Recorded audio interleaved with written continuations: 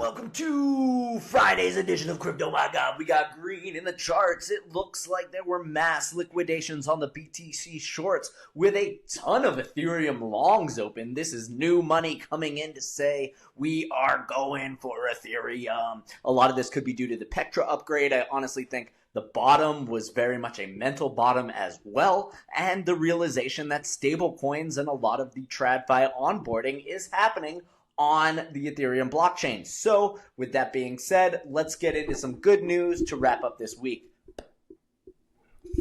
First and foremost, we're kicking off with the Genius bill. It did not pass. It was something like 47 to 48, missing by just an inch, and it really came down to the Dems that had agreed to sponsor it. They withdrew their support, and this is all very silly because the Genius Act is really about banks and regulating the way that they use stablecoins and even giving them a product that, to be honest, isn't really good for users, right? They're taking your $1, they're buying $1 treasuries, and they're pocketing the yield. So this is like a very silly thing to get all hoity-toity against, and the Dems are really responding saying, hey, we're now sus of crypto and the protections and everything because of Trump and the Trump coin. But it's like, guys, this isn't crypto. This is just banking bullshit. Stablecoins aren't crypto. You don't own a stablecoin. They can rescind it remotely from you. This is not a cryptographically secured asset. So anyway, this did push conversation forward. The Dems get their opportunity to stomp their feet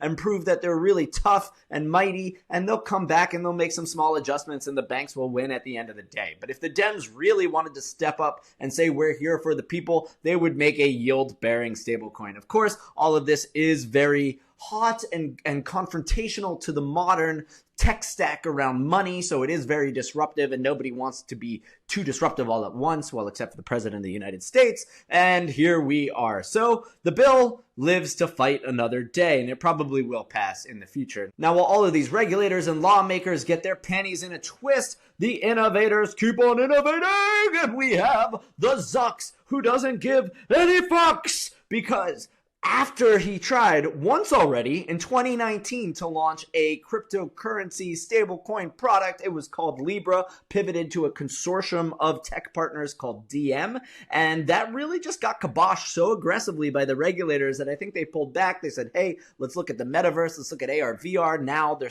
going all in on AI, and when you're at the level that he's at, it's very hard to disintermediate AI, autonomy, and stablecoin for financial layer. The AIs will be using stablecoins. I just can't stress that enough. So Zuck came out and he basically said, look, finance, it's not something Meta really wants to do, but we do look at our distribution. We've got Facebook, obviously, but Instagram, WhatsApp, like Instagram could get creator payment credits, much like you see on X app. WhatsApp could be used to send money in the same way WeChat functions in China. When you're in China, you use WeChat for everything. It's hard to even pay with cash. Last time I was there, I wanted to make a purchase. I didn't have a WeChat account. I had to beg the cashier to pay for it from her WeChat account, and I gave her money in order to do so. So just understand, Meta is looking at the rest of the world and being like, that could be us. In fact, fun thing I just saw recently, WeChat has even allowed you to connect your account to your palm, so you can now pay without having an electronic device. Meta is looking at the world going, yeah, maybe we didn't want to get into finance, but we have the distribution of all distribution channels. Let's just add a financial layer. So after many years since giving up DM, allowing it to spin out and become both Sui and Aptos, we are now seeing them get back into it. And I wonder, what tech stack will they use? Will they reabsorb some of the people that took that move language? I mean, who knows what their contracts look like.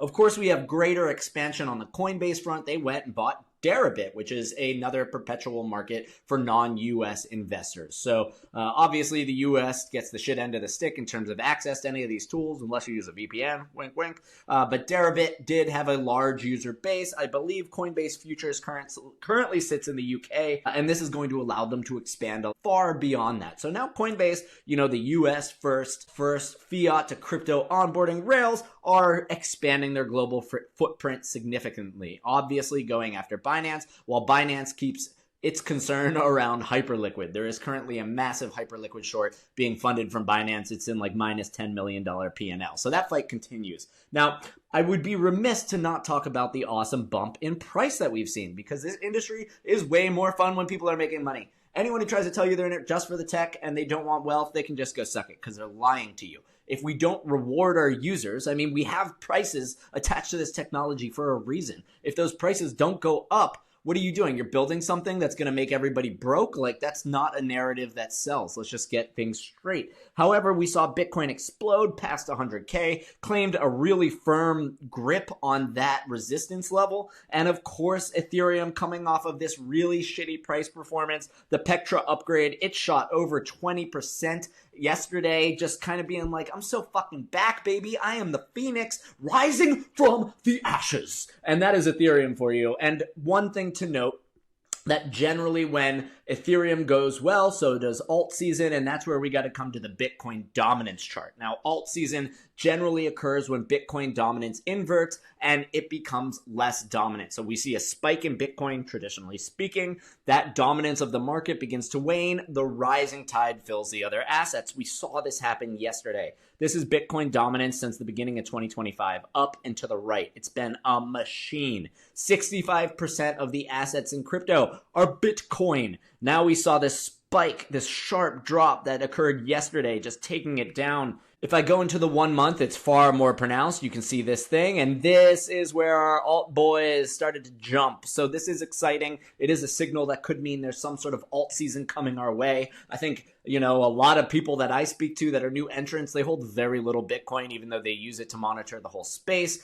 God, are we lucky to be older to have been there when Bitcoin was fairly cheap. I just wish I had any money. I was a broke kid. But today I will take my gains as I get them, and it is an exciting time for everybody. Hopefully this green is indicative of a larger Bitcoin breakout, of a revival of Ethereum, and some fight back in the industry.